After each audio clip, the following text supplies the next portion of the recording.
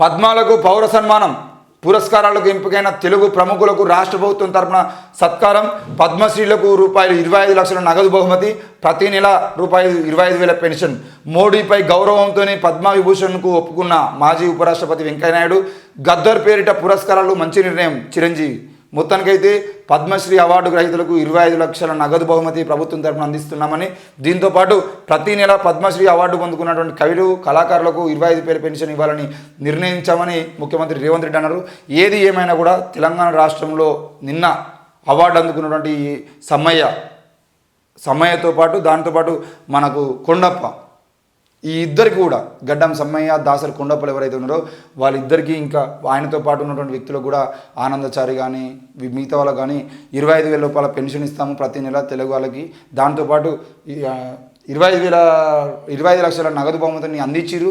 మరి ఇవన్నీ కూడా వాళ్ళని ఆదుకోవడానికి చేసిన ప్రయత్నమే. అయితే ఇక్కడ ఇంకో విషయం ఏంటి అని అంటే, పద్మశ్రీ వచ్చిన వాళ్ళకి కాకుండా ఈ రాష్ట్రంలో ఎంతోమంది కళాకారులు ఎన్నో రకాలుగా నిన్న కూడా కొండప్పను వాళ్ళు మాట్లాడుకుంటూ ఎవరు దాసరి మన కొండప్పతో పాటు ఇంకో వ్యక్తి కూడా మాట్లాడుకుంటూ ఇద్దరు చెప్పినటువంటి విషయం ఏంటి అని అంటే, సమ్మయ్య కూడా గడ్డం సమ్మయ్య కూడా మంచి ఎట్టి పరిస్థితులు ఇట్లాంటి కళాకారులను ఆదుకోవాలని చెప్పేసి వాళ్ళు చెప్తా ఉన్నారు.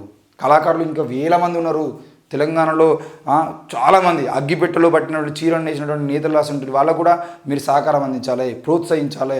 ఇంకెంతోమంది కళాకారులు చిన్న చిన్న పెన్సిళ్ళ మీద బొమ్మలు వేయడము, చిన్న చిన్న చాక్ పీసుల మీద బొమ్మలు వేయడము, ఇట్లాంటివి ఎన్నో రకమైనటువంటి కళాకారులు తెలంగాణలో ఎన్ని వేల మంది ఉన్నారు. మరి అట్లాంటి వేలాది మందికి కనుక మీరు ఉపాధి కల్పించేటువంటి ప్రయత్నం చేస్తే, వాళ్ళ టాలెంట్ని దేశం ముందు ప్రపంచం ముందు వాళ్ళ టాలెంట్ని తీసుకెళ్ళిపోయే ప్రయత్నం చేస్తే తప్పకుండా తెలంగాణ అనేది విశ్వవ్యాప్తంగా ప్రపంచవ్యాప్తంగా వాళ్ళు గొప్ప పేరు తీసుకొచ్చే అవకాశాలు ఉన్నాయి. కాబట్టి పద్మశ్రీలు వచ్చిన వాళ్ళని సన్మానం చేసుడు కాకుండా పద్మశ్రీలు వచ్చే విధంగా వాళ్ళని ప్రోత్సహించడానికి ప్రయత్నం చేస్తే బాగుంటుంది.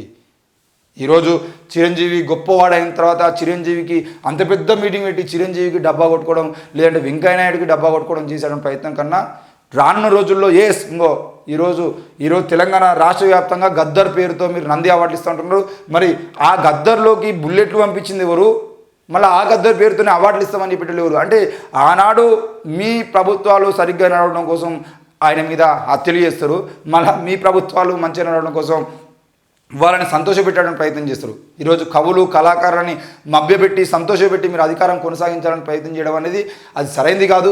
ఏది ఏమైనా గద్దర్ పేరుతో మీరు అంటే ఆ అవార్డు ఇవ్వడం మంచిదే కావచ్చు, కానీ ఇట్లాంటి అల్ప సంతోషాన్ని పెట్టేటువంటి ప్రయత్నం చేయకుండా రానున్న రోజుల్లో గద్దర్ లాంటి వాళ్ళను ఎన్కౌంటర్ చేయకుండా, ఈరోజు ప్రశ్నించే గొంతుల మీద ఎన్ఐఏ దాడులు జరగకుండా, కేసులు నమోదు చేయకుండా మీరు నిర్ణయాలు తీసుకోండి.